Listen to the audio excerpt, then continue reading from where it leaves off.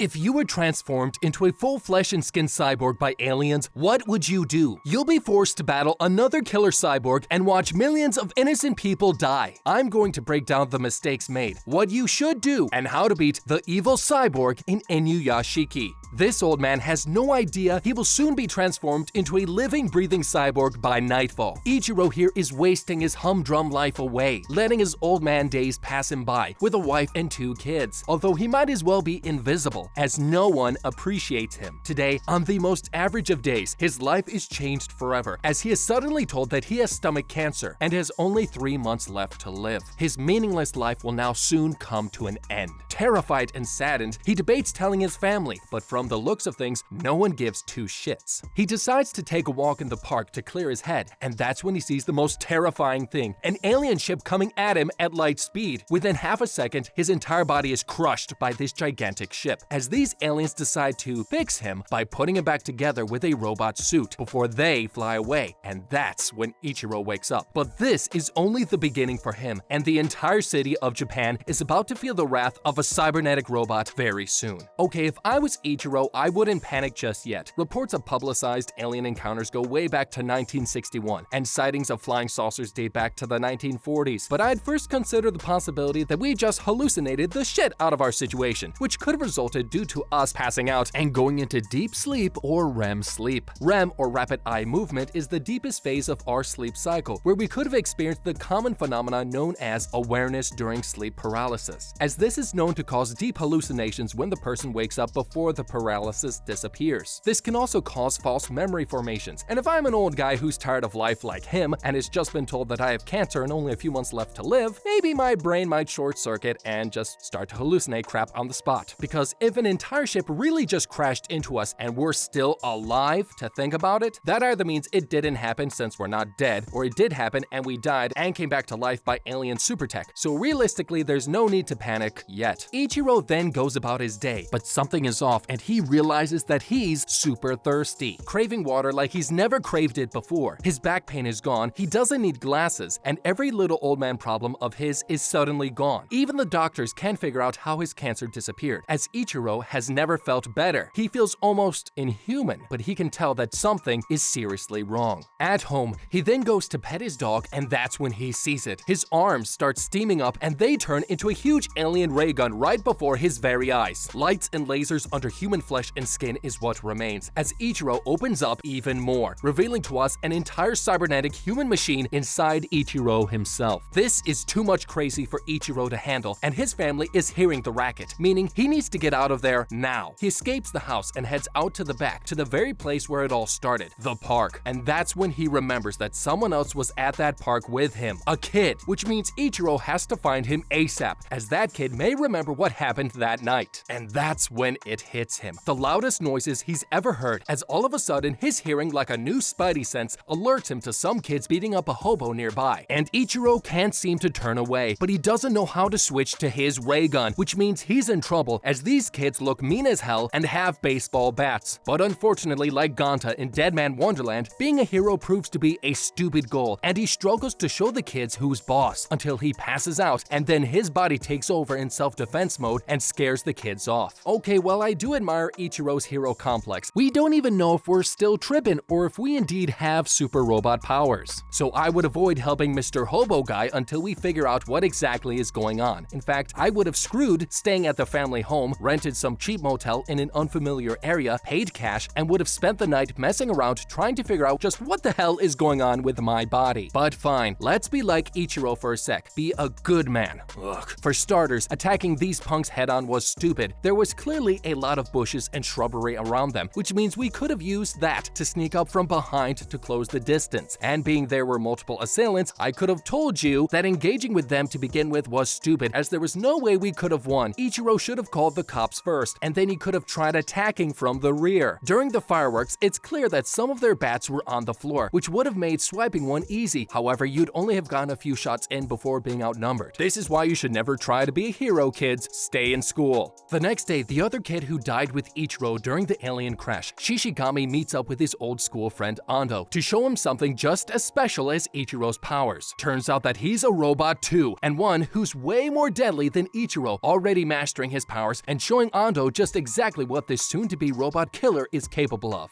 It's horrifying. He shows that he can fire a make-believe finger gun that can actually kill people, with no bullet or gun needed except his hands. We see that it is capable of so much more than we realize. He is able to control electronics, from controlling TV channels to even cars, causing traffic accidents with wild hand gestures like a composer of death itself. It's terrifying. But Ando knows something is not right and asks Shishigami if maybe he could use his powers for good, saving people and become a superhero instead. But Shishigami thinks it's too much work and tells Ando that if he wants, he can kill his school bullies come tomorrow. Ando thinks he's crazy and shrugs it off, not realizing that this is only the beginning and that Shishigami is about to get a taste of bloodlust that no one will be able to stop after tonight. Shishigami then on the way home stops by a classmate's house as he hears some family noises from inside. Then, like a soldier without a soul on the battlefield, Shishigami goes inside the house and kills every single human inside, mother, father, and child, until the daughter, a classmate of Shishigami, comes home just in time. Shishigami knows what this girl doesn't, that he is now a god and willing to kill anybody. We don't have time to screw around. This girl could have had a chance if she acted logically, but of course, under the circumstances, she didn't have much of a chance to begin with. Our mom is dead on the floor and there's fresh blood on the walls. But we ain't no forensic experts, so she could have been there for hours. However, there was food and a kettle on the gas stove, and there was steam coming from that pot of soup. But even if there wasn't, we could have quickly felt up the kettle to see if it was still warm, as this would have meant that her death happened within the last 30 minutes or so. And if Shishigami was blocking the entrance, then we could have escaped through another exit point. I do want to note that in the kitchen there are curtains on the far side of the dining table, which means it's safe to assume that that was a patio window from which we could have escaped from. Since we were on the ground floor anyways, gosh darn it, why are teenagers so stupid? The piercing screams of Shishigami's horrified classmate punctures Ichiro's supersonic hearing as he realizes that someone is in trouble. But too bad for him, as he's stuck in traffic. He does his best to get there quicker than a hot pizza, but Japan's mini back alley streets prove too much for him and he shows up late. And that's when he sees the most horrifying thing anyone has ever seen. A dead mother shot through the chest, with blood dripping on the wall, and a girl barely older than Ichiro's own daughter laying dead on the floor. Then Shishigami catches him right there, and not batting an eye shoots Ichiro dead before leaving the house. But Ichiro is built of tougher stuff than my self-image, and he rises back up to take on Shishigami, but it's too late. Shishigami flies off without a care in the world. Ichiro then realizes that the most powerful superhuman in the world other than him is a villain, and he's right here in Japan. These deaths are only the beginning, and millions more will die very soon. Whoa, okay, hold on, we need to press the pause button on this one. Ichiro has balls of steel for sure, but frankly rushed in unprepared as all hell. The screams clearly stopped way before he got there, so I would have taken this opportunity to slow everything down and perhaps switch over to do some recon on this potential bad guy. We still don't know how our powers work, so we still need to rely mainly on our wits for now. It's cold-hearted, but since the screams clearly stopped, we should assume that anybody worth saving is already dead. We could have waited at a distance in our car for the murderer to come out, and then this would have had, at the very least, given us some options as to how to take him on, either trailing him to his house or another area where he would have been less on edge and alert. The next night, Ichiro is heading home when he comes across a gang bothering a poor old dude, so he steps up to show these punks who's boss, but this time fares off worse than last night, and he can't even get a punch through, until he does, knocking this gang member 720 degrees, and he flips over like a Japanese flapjack. Ichiro now means business, and these punks don't stand a chance. Ichiro saves the day, but the night's not over yet, as he hears more squeals and screams. Using his robot senses, he triangulates the location of the screams and needs to fly there. Only one problem, he doesn't know how. So Ichiro then finds some open space, strips off exotically as the world and some parents take a sneak peek at his strangeness. But no matter, as he's running out of time, so with some fiddling and some strange singing, he takes out his rockets and blasts off. Ichiro struggles to fly and almost hits a building as he haphazardly plops right down in front of a massive building on fire. But time is running out, and this family's scared pleas are getting fainter. Ichiro dashes in and manages to save this family like the old man stud he is, but he runs away before the ambulances This guy is insane, but this time we don't have time to back down, and we gotta take on multiple bad guys, so we need to focus and think. We still don't know how what we have works, but we definitely have something inside us, which is why we need to remember every strange single detail since the alien crash that we can think of that stands out. And one thing that comes to mind was our incredible thirst for water like on that first day. If I was Ichiro, this sign would have been enough to make me think that staying hydrated has something to do with our powers, and so I would have topped up on some water before going down that alley full of gangsters. Then I would have tried to replicate how my arm transformed into a ray gun earlier with the dog, which would have involved some type of haptic feedback or some interaction with something towards my arm, like either a dog lick or hitting my own arm or anything to perhaps set it off and have it transform into a weapon. Hell, I would have tried pouring water on my arm to see if that would have worked. And for good measure, the location that the gang members took that man is surrounded by apartment windows. I would have screamed fire or help as I walked down the alley, which would have likely garnered attention from people inside those buildings to take a look outside. This could have acted as a deterrent in preventing the gang members from attacking us, as there would have been more than enough witnesses inside all of those buildings. It's no guarantee that we still would have gotten our asses kicked, but it's definitely worth a shot. Running away before the fire department and police arrive was actually incredibly smart, as the last thing we want is more public attention on our new weaponized selves. I am worried though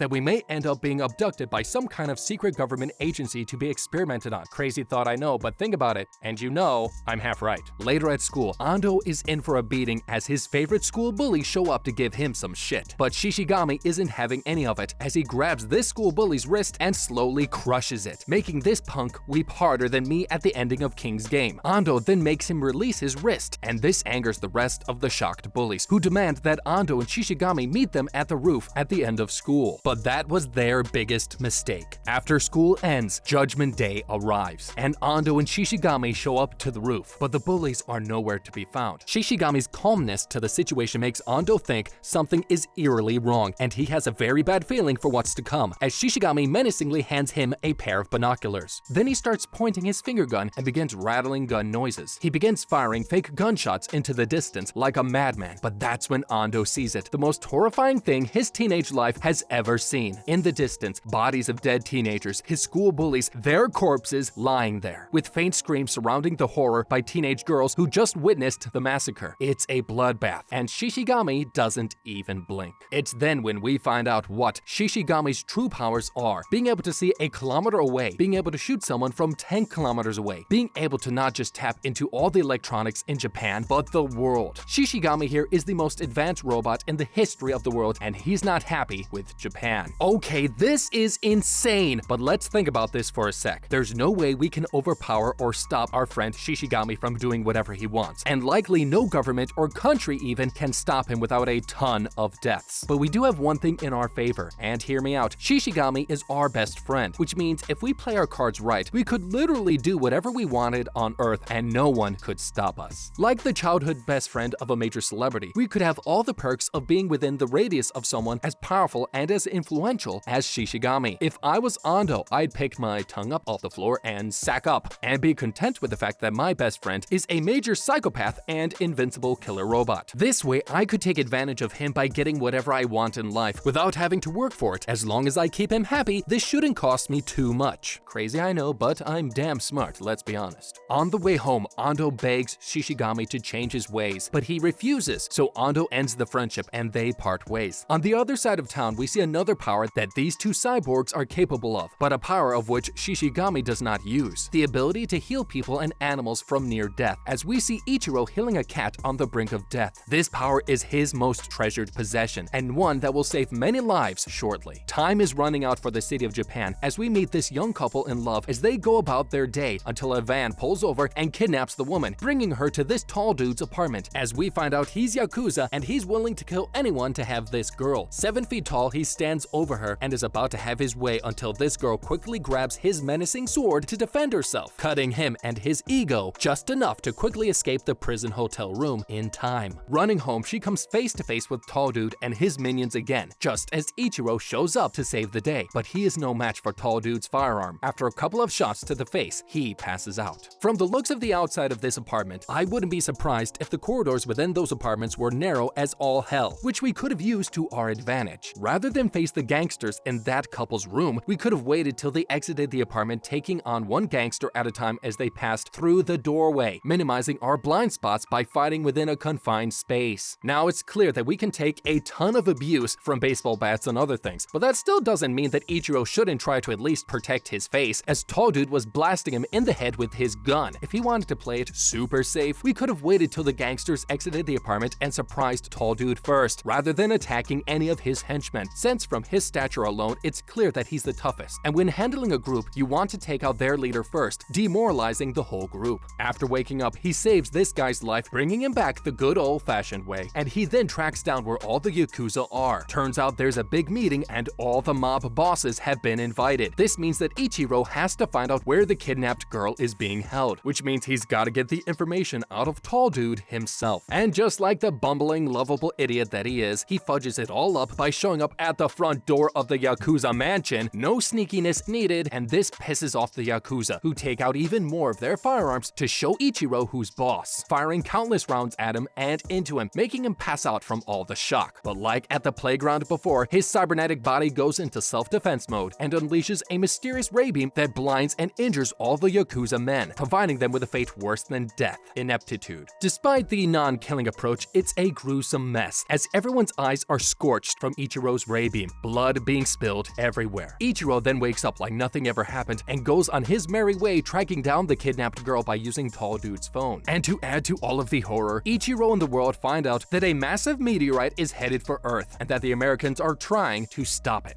Oh my gosh, I guess we don't need to worry about what happens when we pass out. Sheesh. Now we know that Ichiro has the full capability of taking on a bunch of thugs head on, but this was a necessary effort for no reason. It's easy to assume why Mr. Tall Dude kidnapped that girl, and the last time Ichiro saw him, he was with the girl and his thugs. We could have deduced that by the kidnapped girl not being with him at this meeting, that it was likely he would have headed back to her after the meeting was finished. Ichiro could have simply waited outside in his car at some distance away until the meeting was over. He then could have tailed behind Mr. Tall Dude and followed him back to the hotel that she was being held in, taking him and a few of his thugs on without needing to go through the entire Yakuza clan. Like I said, unnecessary effort for no reason. Later on, Ando searches on his computer, desperately trying to find more information about Shishigami and his robot body, as he knows that it is only a matter of time before Shishigami kills thousands of people. First, it's the bullies, then random strangers' homes, then the whole of Japan. Ando finds out that there must be someone else out there other than Shishigami who got turned into a cyborg. And that's when it hits him. Earlier, Shishigami mentioned that he has supersonic hearing. Ando fake screams for his life. Sure enough, this catches the attention of Ichiro, who shows up a few moments later. Ando then finally meets the famous cyborg, befriending him and finding out who he is and what he can do. Ando makes it clear to Ichiro that Shishigami has gone crazy and wants to help Ichiro stop him before it's too late. And Ichiro agrees to work with him, heading off to train properly for their upcoming epic battle that will soon come at the cost of sacrificing thousands of Japanese citizens. Okay, we need to be careful here, cause if Ando here was best buds with my worst enemy a week ago, then we can't trust that he'll stick to our side. And on top of that, we don't know if he's playing both sides, double-crossing both of us to get what he wants, or if he truly wants to help us out. And working with someone so close to Shishigami, while invaluable, can be dangerous, as at the last minute, Ando may not have what it truly takes to help us take Shishigami out, harming us or our plan to kill him eventually. And I don't know if it's ultimately worth it, but if he truly wants to help us, then this would make him the perfect informant, letting us know the inner workings of Shishigami's powers, and most importantly, giving us an insight into his mind. And this way, we can even help find out what our powers are based on what Ando finds out from Shishigami. Since he's clearly ahead of us, we need to learn everything there is to know about our cybernetic powers. However, I would work on some ways to test Ando's loyalty first, before letting him in on our plan, or working with him at all. This way, we can be sure that unlike us, he won't play both sides to get what he wants, screwing us over in the process. Back at the junkyard, Ando shows Ichiro just what he is capable of based on what he saw from Shishigami, making him the perfect informant and inside man into Shishigami's craziness itself. Elsewhere, we see Shishigami and his shitty family upbringing, his mother barely making ends meet, and his situation with his estranged dad, who has a second family. Thanks to these people, the entire state of Japan will pay for their mistakes. And to add even more fuel to this fiery situation, his mom has just been diagnosed with cancer and claims to only have a few months left to live. This breaks Shishigami as he heals her with his special robot powers and offers to help move her out with money he got thanks to stocks, which is of course a lie. And mom of course is none the wiser and agrees to move out soon. However, their cute reunion is cut short as Japanese policemen bust down Shishigami's door. Thanks to the killings of the teenage bullies and random murders around the neighborhood, Shishigami has caught too much attention, and now the police want blood. However, this was their biggest mistake and will single-handedly cost Japan thousands of gruesome deaths. Shishigami bolts out of the back window as he runs away from the cops. However, he's cornered by dozens more and his reign of terror is about to be over. Just kidding. Shishigami proves to be too smart for these cops and manages to lose them without a trace. Now Shishigami is loose and pissed off. Holy shite. These cops said they have permission to fire, which is no small thing in Japan, especially if you consider that Japan has one of the lowest police killings per country, at a rate of 2 people killed by police shootings per 10 million citizens, compared to somewhere like Brazil, which has a police killing of 6,160 per 10 million citizens. This means they are not messing around and don't care about the fact that we're still in high school, which means they have no chill, which means we're in trouble. There's no way they would have been able to tie the murders to us, at least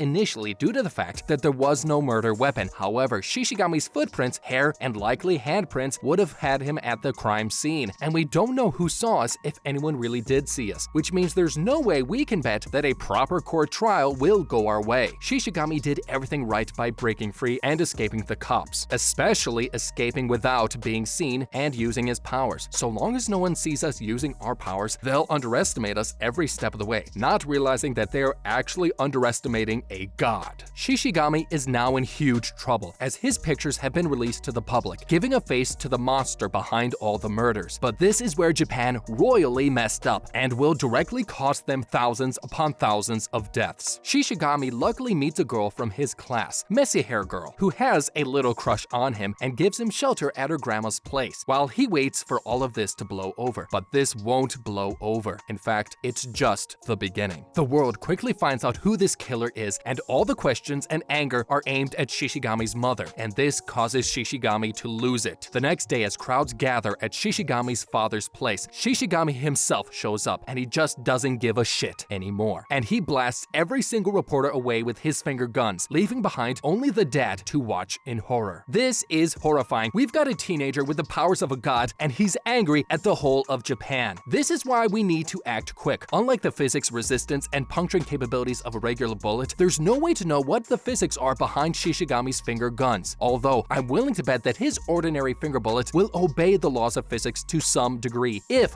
we put something in between us and him, like a wall for instance. I would have hid behind the dad initially before jumping over the small family gate and hightail it to the backyard of the house before exiting the other side. Hiding behind the dad initially would have given us a few extra seconds of time to jump over the wall, because it's his dad. Maybe there's some emotional attachment to him. There is another even more insane method, which would have been to fall to the ground and play dead during all the initial carnage. As if you notice, Shishigami killing everybody was made to be more of a statement, and with the awkwardness of his dad being there, I think it's safe to say that Shishigami's eyes wouldn't be on any half-breathing corpses, but on his father's reaction to the overall situation. Shishigami is quickly losing it, and the entire world is turning on him, including all of the hate comments online, causing him to kill all the commenters through their screens with his finger gun, leaving no one alive on the forums to badmouth his name anymore. Okay, the first warning shot was actually our greatest reward, because it allowed us to realize that he in fact can get us through the screen. Although this glasses guy was too stupid to realize it, the limited extent of his powers were through that webcam, which we could have prevented by either destroying our computer instantly or by crouching to the bottom of the floor, as it seems from the shots that Shishigami needed to at least have some line of sight to be able to harm Glasses Guy. Too bad for him, he was a dumbass. Later on, Shishigami admits to Messy Hair Girl that he is indeed the monster that everyone says he is, confessing to all of the deaths, men, women, children that he has taken. But turns out Messy Hair Girl loves psycho teen boys, as she, after a wild ride by Shishigami, confesses her love to him. And turns out this is all that Shishigami needed, some love, as he then decides to change his bad boy ways, beginning a business through Twitter, helping and healing sick people from all over the country. But this is short-lived, as one night Japanese SWAT bust in through Messy Girl's apartment, injuring Messy Girl and and her grandma. This is the last straw for Shishigami, and he goes into full Sith mode, killing all the SWAT members as he escapes from the apartment. Japan is now in trouble, as this boy has lost everything and will make the whole country pay starting from tomorrow night. The next day, Ichiro's daughter catches him and Ando broing it out around town, as she even discovers that her father is a robot. But at least she has a father, unlike Shishigami, who later on in the night decides to make the entire police force pay by showing up right at the police headquarters, shooting and killing everyone inside except one, who is left to spread the horrifying word. But turns out he's no match for a sniper rifle, but that was these cops' biggest mistake. As Shishigami passes out from the shot, his body, like Ichiro, activates its self-defense mode and destroys everybody outside the police station. The next day, Shishigami takes it to the next level by hacking all of the Jumbotron TVs in Japan and making the most horrifying statement of all. He says he's decided to kill all 125 million people in Japan, and he begins to use his finger gun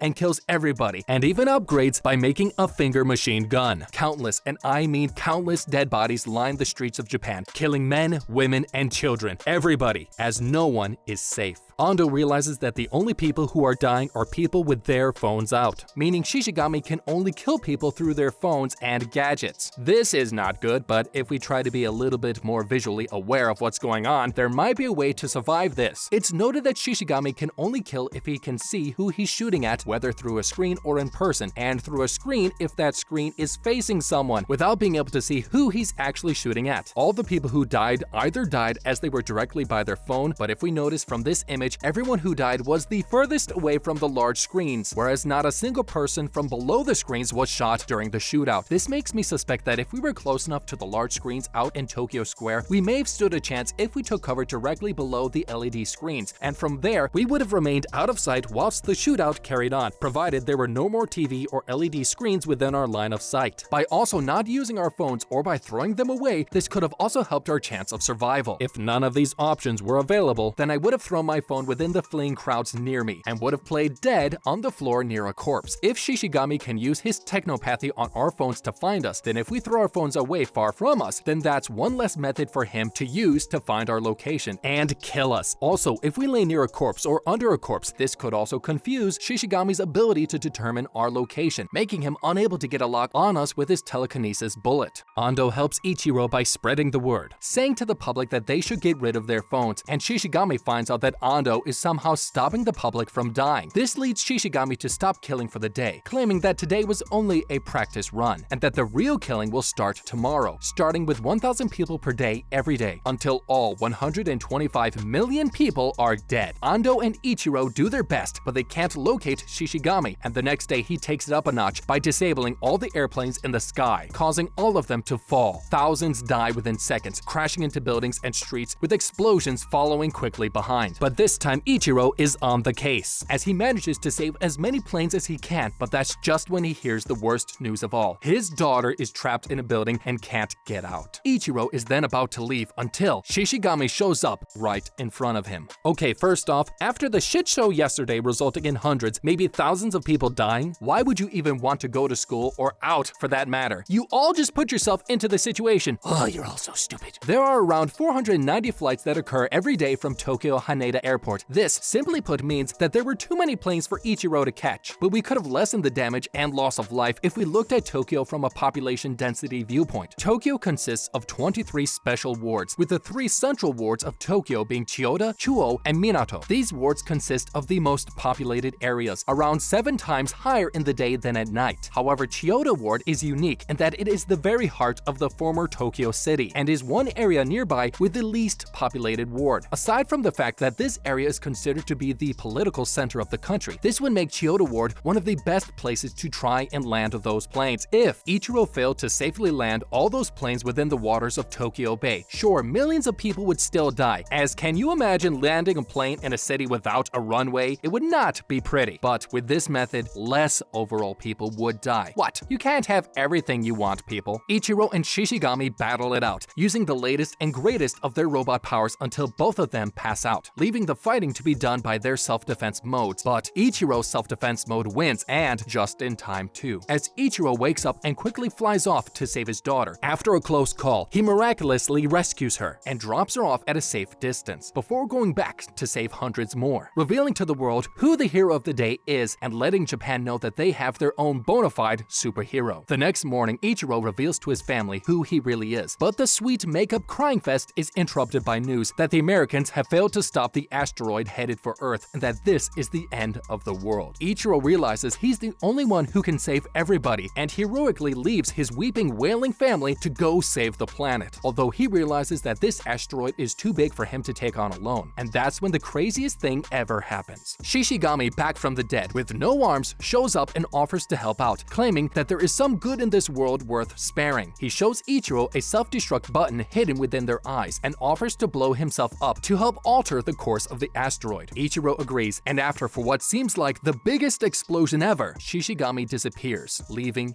Ichiro. However, Shishigami's sacrifice wasn't enough, and he didn't change the course of the asteroid. Ichiro needs to blow himself up, leaving the world and his family behind. Ichiro decides to sacrifice himself and blows himself up, altering the course of the asteroid and saving the Earth in the process. Oh, and if you like old wrinkly robot men like we do, then like, comment, let us know what you liked, and of course didn't like, ding that bell. Oh shit. There you go, and don't forget to check out the How to Beat playlist down below.